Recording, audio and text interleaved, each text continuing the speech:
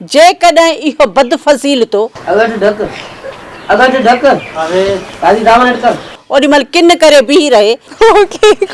अदा खिल न यार डाला ते चवण दी कुराड़ा क्यों हिकड़ वन क्यों ड्रामे ॾिसण वारनि सां नसीहत ई अगर ढक अरे दादी दामन कर मूंखे ख़बर आहे चाचो हिन वटि घर में न आहे। डाला ते चवण दी कुराड़ा ये ठीक है हां ठीक है वेंदे उस्ताद यही जा हां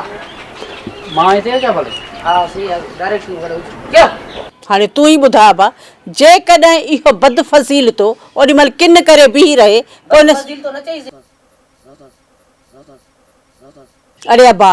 जेकॾहिं उन वक़्तु इहो वरी बदफज़ील तो पई चवांसि ॾिस छोकरी के ॾिठई क्यों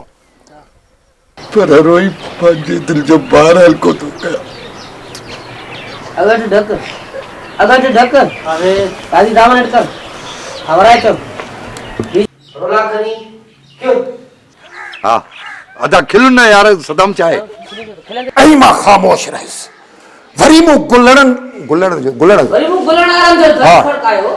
ओहो खिलाए खामोश है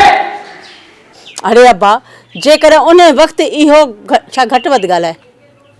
किन करे बीह रहे हा बसि अरे अब्बा हाणे तू ॿुधाया बा जेकॾहिं उन वक़्तु किन करे बीह रहे त पोइ इन जो हाणे तू ही ॿुधाया बा ई चल मां न ॻाल्हायो पुट छोकरी चुप करे बियो क्यों हाल भला ॾिस रोल गुलण के ॾिस सेठ बुठा पोइ तव्हांजी अखियुनि मां बि ॻोल्हण रुकंदा बीहंदा पंदी असल में ये कासिम चाचे खां माफ़ी वठे या न वठे पर चाचो अयूब कंहिंजी ॿुधण वारी न आहे। वारी न माई सॉरी ॿुधण वारो न आहे। हां मरदा क्यों बाबा हयात खान बे तकियो बरान दिस हयात खान हाथी त इयो बेला बस कर सॉरी लेट्स गो अपारिस यो गुलण तो ड्रामे ॾिसण वारनि सां नसीहत ई गुलण के ॾिस गुलण गलाए दो रे ये सगलाई बाबा सही राम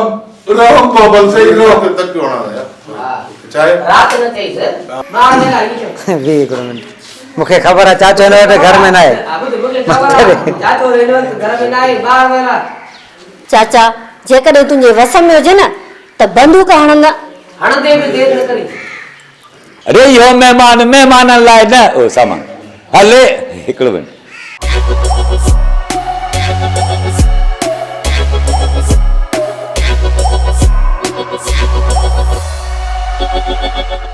जेकॾहिं इहो बदफज़ील तो अगर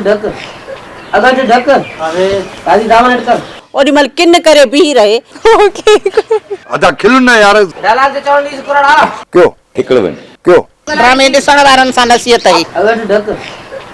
ढक अरे दादी दामन कर मूंखे ख़बर आहे चाचो हिन वटि घर में न आहे। डाला ते चवण दी कुराड़ा ये ठीक है हां ठीक है वेंदे उस्ताद यही जा हां मां हिते क्या बोले हां सही है डायरेक्ट करो क्या हाणे तूं ई ॿुधा बा जेकॾहिं इहो बदफज़ील तो ओॾी महिल किन करे बीह रहे कोन फजील तो न चाहिए अरे अब्बा जेकॾहिं उन वक़्तु इहो वरी बदफज़ील तो पई चवांसि ॾिस छोकरी के ॾिठई क्यों पर रोई पंहिंजे दिल जो बार हल्को तो कया अगर ढक अरे दादी दामन कर हमारा चल रोला करी क्यों हाँ अदा खिल न यार सदम चाहे ऐं मां ख़ामोश रहिस वरी मूं गुलड़न वरी मु गुलण आराम जो हाँ। फड़कायो ओहो खिलाए खामोश है अरे अब्बा जेकॾहिं उन वक़्तु इहो छा घटि वधि ॻाल्हाए किन करे बीह रहे हा बसि अरे अब्बा हाणे तू ॿुधाया बा जेकॾहिं उन वक़्तु किन करे बीह रहे त पोइ इन जो हाणे तू ही ॿुधाया बा ई चल मां न ॻाल्हायो पुट छोकरी चुप करे बियो क्यों हाल भला ॾिस रोल गुलण के ॾिस सेठ बुठा पोइ तव्हांजी अखियुनि मां बि ॻोल्हण रुकंदा बीहंदा पंदी असल में ये कासिम चाचे खां माफ़ी वठे या न वठे पर चाचो अयूब कंहिंजी ॿुधण वारी न आहे। वारी न माई सॉरी ॿुधण वारो न आहे। हां मरदा क्यों बाबा हयात खान बे तकियो बरान दिस हयात खान हाथी त इयो बेला बस कर sorry let's go apa harus यो